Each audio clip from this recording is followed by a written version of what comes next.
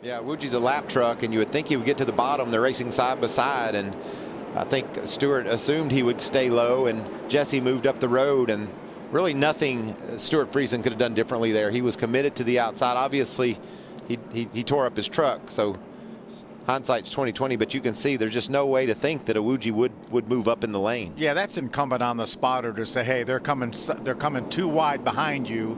Move down to the bottom, give them room, and they would have been able to get by if that had been the case. Watch Eckes in the middle of the screen, and just like that.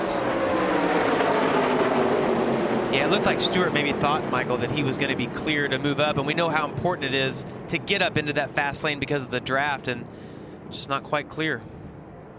How about riding along on the truck of Tyler Ankrum? You can see, like you said, Jamie, truck up into the air. In the distance, you see him up high. That to me looks like tire went down. Don't know what would have caused that tire to go down. Maybe he rubbed the wall earlier. Hard to say, but definitely something broke in the right front. Very similar to his teammate Austin Dillon's issues in the same corner. Man, he didn't stay on. He's got a chance at it. There's not a lot of energy right now. They need to reform. There's your wreck. And there's a crash. Very wreck I was telling you about. Will we keep the green out, or will they throw the caution? No caution yet for now. They're racing back. Gregson leads. Yellow is out. They're coming off of turn 4. There's the caution flag. It's over at Daytona. First career victory for Noah Gregson. Everyone's going to push. It's the last lap, and it turns them around. Yep. Very similar to what we saw on the wreck right before this with Austin Cindric and Jeb Burton. Did get a report. All the window nets are down for those drivers involved on the back straightaway. I was really surprised that the lines, there was a lot of separation for the end of the race like that, even coming down. And it all started from the drop of the green flag right there on the restart. Jeb Burton in the 8th. That's already going around, starting 3rd. Huge damage. Man. And then he slid up right in it, right in his tire track. So I don't know if something was leaking, or I don't know. Something was weird with the 9 car and the smoke coming out of the left front.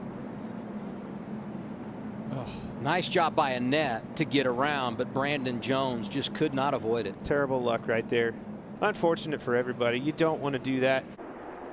Well, you can see Stenhouse underneath the 53 there of Joey Gase, and it looks like he just lost the back end. The car lost a little air to the right side. Remember that little tiny spoiler there? There's not a lot to lean on. No practice, no problem. Austin Hill and Sheldon Creed. And there we go. And there is an incident in the first turn, just like you indicated, Mike, and we saw Stewart Friesen have that problem a year ago. And today it's Matt Crafton in the 88 and the 9 of Cody Robaugh. Oh, keep an eye out for that neon yellow truck of Crafton. There he is on the high side heading into turn 1, and Robaugh Robaugh got hit by the 22. Like Austin Wayne Self got into Robaugh. And Robaugh did nothing wrong. Crafton didn't. Stewart Friesen barely slipped through again. Todd, you talked about the Hornet's Nest, the middle of the pack. That was so avoidable. In the Hooters 250, the 02 is Brett Moffatt, the 78 is Vinnie Miller into turn 3.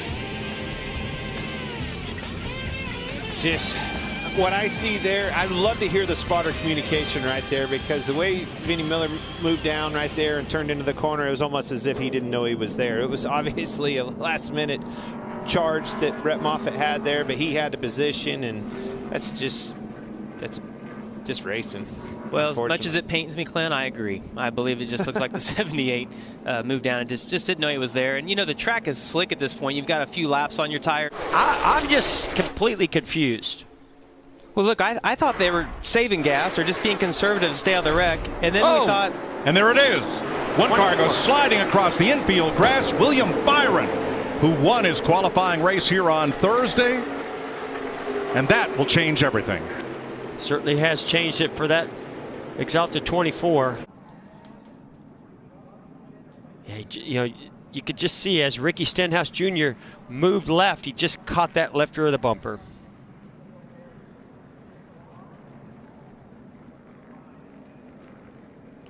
into the safer barrier that now lines the inside of this speedway as well as the outside.